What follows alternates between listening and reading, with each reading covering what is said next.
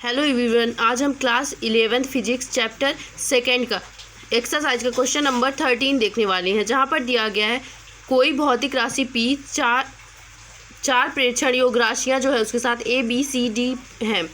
तो P equal to क्या है A cube, B equal to क्या है B square upon root of C, और D में रूट जो है वो नहीं है। A B C तथा D को मापने के में प्रतिशत त्रुटियाँ क्रमशः, प्रतिशत त्रुटियाँ हमें पहले से गिवन है, यानी कि 1%, 3%, 4% तथा 2%। राशि P में प्रतिशत त्रुटि कितनी है? यदि उपयुक्त संबंध का उपयोग करके P का परिकलित मान 3.763 आता है तो आप परिमाण का किन मान तक निकटतम करेंगे। तो चलिए इसे सॉल्व करते हैं। P इक्वल टू जो हमें गिवन है हम पहले वो लिख लेंगे। उसके बाद जैसे हमें प्रतिशत त्रुटि दी गई है A equal to 1%, B equal to 3%, C equal to 4% और D equal to 2%।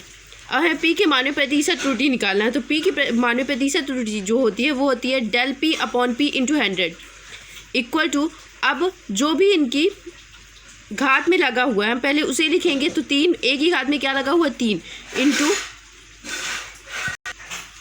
del A बटे A इंटू 100 प्लस B की घात में क्या लगा हुआ है, B की घात में जो है वो 2 लगा हुआ है, तो 2 into del B upon B into 100 plus C की पावर में क्या है, C की पावर में है 1/2, यानी रूट का मतलब क्या होता है 1/2, तो 1/2 into C del C upon C into 100। और यहाँ पे आप देख सकते हैं D की घात में कुछ भी नहीं लगा हुआ है, तो यहाँ पे क्या आ जाएगा del D into D into 100। तो ये क्या है, ये है इनकी प्रतिशत त्रुटि, ये जो है ये है इनकी प्रतिशत त्रुटि del C upon C into 100, del B into B into 100, del A upon A into 100। तो हमें क्या लिखना है 3 इंटू A की प्रतिशत त्रुटि क्या है 1%, 2 इंटू B की प्रतिशत त्रुटि क्या है 3%, प्लस 1/2 4 की प्रतिशत त्रुटि क्या है 4%। तो 2 से हम 4 को काट सकते हैं, तो दूनी 4 होता है। और D की प्रतिशत त्रुटि क्या दी गई है 2%, तो उसे भी हम लिख देंगे। अब इन सबको जोड़ देंगे हम, तो 3 + 6 + 2 + 2 क्या आ जाएगा 13%। तो del P की प्रतिशत त्रुटि आ गई हमारी 13%। लेकिन हमें इसमें क्या ज्ञात करना है P का निकटतम मान। तो del P इक्वल टू क्या आ गया 13 इंटू P, इस P को और 100 को हम क्या करेंगे इस तरफ पक्षांतरित कर देंगे। पक्षांतरित करने के लिए बाद P के मान के लिए हमें क्या करना पड़ेगा 13, जो कि उसकी प्रतिशत त्रुटि है, और हमें del P की जो वैल्यू है वो क्या है गिवन है 3.763 अपॉन 100। इसका हम गुणा कर देंगे, इसमें तो आ जाएगा 48.859 बटे 100।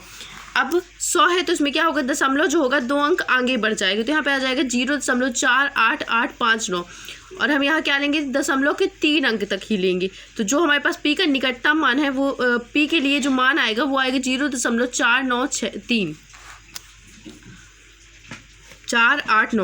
और P का निकटतम मान जो हमें गिवन है क्वेश्चन में वो क्या है 3.763 इक्वल टू, आपको पता है कि दशमलव के बाद अगर कोई किसी संख्या के बाद कोई अंक है वो 5 से बड़ा है तो हम क्या करते हैं आगे वाले अंक में 1 बढ़ा देते हैं। तो यहाँ पे 7 दिया गया है तो इस तरफ 6 है, तो 6 को आप इस तरफ बढ़ाएंगे तो क्या हो जाएगा 8 हो जाएगा। तो यहाँ पे P का जो निकटतम मान है वो क्या हो जाएगा 3.8 हो जाएगा। हम क्वेश्चन नंबर दूसरा देखते हैं 2.14, जिसमें दिया गया है किसी पुस्तक की छपाई में अनेक त्रुटियां हैं। आवर्त गति कर रहे किसी कण के विस्थापन में 4 भिन्न सूत्र दिए गए। A equal to y equal to A sine 2π upon T upon capital T, B equal to y equal to A sine ut, C equal to y A upon T sine T upon A, y equal to A root of 2 sine 2πt upon capital T plus cos 2πt upon T दिया गया है। A जो है कण का विस्थापन है, U कण की चाल, न्यू जो है कण की चाल है, T जो है गति का आवर्तकाल है। बीमीय आधार पर गलत सूत्रों को निकालना है, इसमें से कौन कौन से। तो इसमें साफ साफ दिख रहा है जो हमारे B और C है वो गलत है, क्योंकि जो भी हमारे त्रिकोणमिति फंक्शन होते हैं, त्रिकोणमिति फंक्शन में क्या होती है वो बीमाहीन होते हैं, उनकी कोई बीमा नहीं होती है। तो चलिए इसमें जो रॉन्ग है वो है B और C, A और D जो है राइट है। अब आते हैं हम क्वेश्चन नंबर 2.15 में, जहाँ पर दिया गया है भौतिकी के एक प्रसिद्ध संबंध किसी कण में चल द्रव्यमान मूविंग मास जो है m है, रेस्ट मास जो है m0 है, और उसकी जो चाल है वो न्यू है, प्रकाश की चाल c के बीच संबंध बताना है। यह संबंध सबसे पहले किसने बताया था अल्बर्ट आइंस्टाइन ने। के विशेष छिकता के सिद्धांत के परिणाम स्वरूप उत्पन्न हुआ है। कोई छात्र इस संबंध को लगभग सही याद करता है लेकिन स्थिरांक c को लगाना भूल जाता है। वह लिखता है m=m0 अपॉन 1 माइनस न्यू 1/2। अनुमान लगाइए c कहाँ लगेगा। तो चलिए इसे सॉल्व करते हैं। ये जो समीकरण हमें दिया गया है वो दिया गया m=m0 1 माइनस न्यू 1/2, या फिर अगर हम इस तरफ न्यू को इस तरफ पक्षांतरित कर लें और m को इस तरफ कर दें तो यहाँ पे हमारे पास ये जो इक्वेशन है वो आ जाएगी 1 माइनस न्यू स्क्वायर पूरे का रूट। ये रूट ही है लेकिन हमने इसे 1/2 के फॉर्म में लिख दिया है। m0 अपॉन m, जब हम 1/न्यू स्क्वायर 1/2 के स्थान पर 1 minus new square upon c square 1/2 लिख देते हैं तो हमारी इक्वेशन क्या हो जाएगी, सही हो जाए। और हमारे पास क्या आ जाएगा, m=m0 1 minus v square upon c square 1/2।